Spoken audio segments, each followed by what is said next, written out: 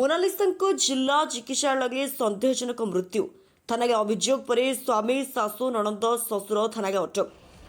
ଜଗତସିଂହପୁର ଜିଲ୍ଲା ମଧୁସୂଦନପୁର ପଞ୍ଚାୟତର ଫକୀରଚରଣ ସାହୁଙ୍କ କନିଷ୍ଠ ଝିଅ ମୋନାଲିସା ସାହୁ ଜୟଗଡ଼ ଅଞ୍ଚଳର ପ୍ରମୋଦ କୁମାର ବାରିକଙ୍କ ପୁଅ ମୁରଲୀ ବାରିକଙ୍କୁ ପ୍ରେମ କରି ଘରୁ ପଳାଇଯାଇ ପ୍ରେମ ବିବାହ କରିଥିଲେ।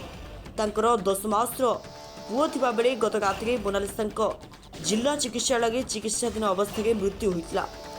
ମୋନାଲିସାଙ୍କ ଭାଇ ଜଗତସିଂହପୁର ଥାନାରେ ଯୌତୁକ ନିର୍ଯାତନା ପାଇଁ ମୃତ୍ୟୁ ହୋଇଥିବା ନେଇ ଥାନାରେ ଅଭିଯୋଗ କରିଥିଲେ। ଅନ୍ୟପଟେ ମୋନାଲିସାଙ୍କ ଶାଶୁଘର ଲୋକେ ଅଭିଯୋଗ ଆଣିଛନ୍ତି ଯେ ମୋନାଲିସା ବାପଘରକୁ ଠାକୁରଙ୍କ ନିକଟରେ ପୁଅର ଚୁଟି ପକାଇବାକୁ ଯାଇ ଅରୁଆ ଖାଇ ରାତିରେ ଫୁଡ୍ ପଏଜନ୍ ହୋଇ ଡାଇରିଆରେ ଆକ୍ରାନ୍ତ ହୋଇ ଜିଲ୍ଲା ମୁଖ୍ୟ ଚିକିତ୍ସାଳୟରେ ଚିକିତ୍ସାଧୀନ ଅବସ୍ଥାରେ ମୃତ୍ୟୁ ହୋଇଛି। ତେବେ ଏଠି କିଏ ସତ କହୁଛି, ପୋଲିସର ତଦନ୍ତ ପରେ ହିଁ ଜଣାପଡ଼ିବ। ମୋ ନାଁ ମାନସ ସାହୁ। ଯୋଉ ଝିଅ ମୃତ୍ୟୁବରଣ କରିଛନ୍ତି ମୋନାଲିସା ସାହୁ, ମୁଁ ତାଙ୍କ ବଡ ଭାଇ। ଆମ ଘର କେନ୍ଦାଳ। ଆମ ଝିଅକୁ କାଲି ରାତିରେ ଆମକୁ ଫୋନ କଲେ, ସନ୍ଧ୍ୟାବେଳେ ଆସି ଝିଅକୁ ମେଡିକାଲ ଦେଖା କର। ଆମେ ରାତି 9ଟାରେ ଆଇଲା ବେଳକୁ ଝିଅକୁ ମାରି ଦେଇଛନ୍ତି। ତାଙ୍କର ଡେଲି ହୁଏ, ଆମ ଯୋଉ ଯିଏ ନିଶା ଖାଏ ଡେଲି ଝଗଡା କରେ, ତାଙ୍କ ଘରେ କରେ ଝଗଡା କରି ତାକୁ ମାରି ଦେଇଛନ୍ତି। ଆଉ ଖଣ୍ଡେ ସମାଧାନ ହେଇଛି ଘରେ ତାଙ୍କର ପଇସା ପତ୍ର ଗଣ୍ଡଗୋଳ ଆଉ ହଁ ଯୌତୁକ ଦାବି 2-3 ଥର ଖଣ୍ଡେ କରିଛନ୍ତି। ଆଉ କିନ୍ତୁ ବାଡିକି ମାରି ଦେଇଛନ୍ତି ଯୌତୁକ ପାଇଁ କେବଳ। ଆଉ ନ୍ୟାୟ ଦରକାର ଆମକୁ। ମୋ ନାଁ ରଞ୍ଜିତା ସାହୁ, ଆମ ଘର କେନ୍ଦାଳ। ଝିଅଟାକୁ ସେ ବାଡେଇକି ମାରି ଦେଇଛନ୍ତି। ଝିଅକୁ 18 ବର୍ଷ ଥିଲା, ସେ ଭଲ ପାଇକି ଯାଇଥିଲା, ତାକୁ ନେଇକି ଆଣି ବାହାର କରିଦେଇଛନ୍ତି। ଝିଅ ନାଁ ହଉଛି ମୋନାଲିସା ସାହୁ, ଡାକ ନାଁ ଗେଲି। ବୟସ 18, ଏଇଖିଣା 21। ତୁ ହେଲା ସେ ପଅନ ଯାଇଥିଲା ଗାଁକୁ, ଆମର ହନୁମାନ କତିରେ ଚୁଟି ପକେଇକି ଆଇଲା। ପଅନ ଭଲ ଥିଲା, କାଲି ସକାଳୁ କହିଲେ ଝାଡା ହଉଛି। ତାପରେ ଆମକୁ ଜଣେଇନାହାନ୍ତି, ରାତିରେ ଫୋନ କରି କହିଲେ। ଆମେ ଆସିଲା ବେଳକୁ କହିଲେ ମରିଗଲା ବୋଲି ଆମେ ଆସିଲା ବେଳକୁ ସେ ଘରେ ପୁରେଇ ଦେଇଛନ୍ତି, ବୁଦାର ଘରେ ପୁରେଇ କବାଟ ଦେଇଛନ୍ତି। ଆଜ୍ଞା, କାଲି ଆମେ ଅଭିଯୋଗ କରୁଛୁ, ଦାବି ନ୍ୟାୟ କରୁଛୁ। ମୋ ଝିଅକୁ ମାରିଛନ୍ତି, ଆଡେଇକି ମାରିଛନ୍ତି। ନା, ସିଏ ଯୋଉଟା କହିଛନ୍ତି ସେଟା ଭୁଲ।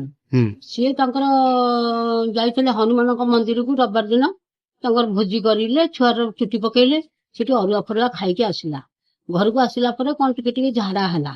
ଝାଡା ହେଇକିରି କାଲି ଦିନ ଭରି ଯାକ ଝାଡା 3-4 ଥର ହେଇଛି। ସନ୍ଧ୍ୟା ବେଳକୁ ଶ୍ୱଶୁର ଆଉ ଦିଅର ପଳେଇଲେ। ସ୍ୱାମୀଟି 5 ମାସ ହେଲା ସେ ନିଶା କେନ୍ଦ୍ରରେ ତାକୁ ପୁରେଇ ଦେଇଥିଲେ। ନିଶା ଫିସା ଟିକେ ଖାଇଲା ବେଳକୁ ନେଇ ପୁରେଇ ଦେଇଥିଲେ। ସିଏ ନଥିଲା ଏଇଠି, କିନ୍ତୁ ସେ ଯେତେବେଳେ ସାଡୁ ଆସିଲା ସିଏ ନିଶା ବାରଣରେ ଥିଲେ। କୋଉଠି? ସେ କଣ ସେଟା ଏଇ ଆମ ଜୟପୁର ଦୁର୍ଗା ବଜାର। ହଁ, ସେଠି ସେ ଥିଲେ। କାଲି ଯେତେବେଳେ ଡାକ୍ତର ଡାକିଲେ ଯେ ଆସ ଆମେ ଦସ୍ତଖତ ମାଇଲେ, ଆମେ କଣ କରିବୁ? ସେ ସେଇଠୁ କଣ କଲେ କି ଦସ୍ତଖତ ମାରିବାକୁ ଆସିଲେ। ସେଠି ତା ଶଳାକୁ କହିଲେ ମୁଁ ନଥିଲା ଅବସ୍ଥାରେ ତମେ ମୋ ସ୍ତ୍ରୀ କି ଆଉ ମୋ ପୁଅ କାହିଁ ନେଇଥିଲ ଚୁଟି ପକେଇବାକୁ? ଚୁଟି ପକେଇବାଟା କଣ ଜରୁରୀ ଥିଲା? ତା ମା କହିଲା ମତେ ତ ଜ୍ୱର, ମୁଁ ଉଠି ପାରୁନି, ତମେ ତାକୁ ନେଇଯାଅ ସମ୍ବାମୂଳ ଏକ ଗୁଣିଆ ଅଛି, ତାକୁ ଝଡାଝଡି କରିକି ନେଇ ଆସିବ। ଆମେ ଆଉ ସମ୍ବାମୂଳ ନବୁ କଣ? ଆମେ ମେଡିକାଲ ନେଇ ଆସିଲୁ। ମେଡିକାଲରେ ଆସିଲା ବେଳକୁ ସେଇଠୁ ଡାକ୍ତର କହିଲେ ଯେ ସେ ନାହିଁ, ଡେଟ୍।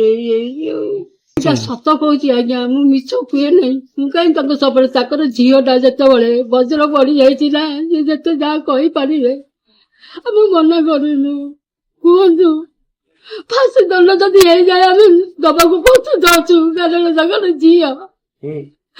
ଆମକୁ ଯେମିତି କଷ୍ଟ ହଉଛି ମୋ ବୋଉ ପାଇଁ, ତାଙ୍କର ଝିଅ ପାଇଁ କଷ୍ଟ ନାହିଁ, କଷ୍ଟ ଅଛି। ଏଇଟା ଯୋଉ କଥା କହିଲି ଆକ୍ଚୁଆଲି ସତ କଥା। ବାପ ଘରକୁ ସେ ଯାଇଥିଲା, ବାପ ଘରୁ ଆସିକି ଏ ଅବସ୍ଥା। ପେଟଟା କାମୁଡୁଛି, କଣ କରିବି?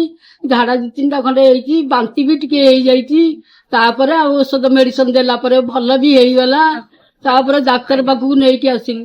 ଜଗତସିଂହପୁର ଜିଲ୍ଲା ପ୍ରତିନିଧି ସଂଗ୍ରାମ କିଶୋର ପଟ୍ଟନାୟକ ରିପୋର୍ଟ, ସ୍ୱତନ୍ତ୍ର ଓଡ଼ିଶା।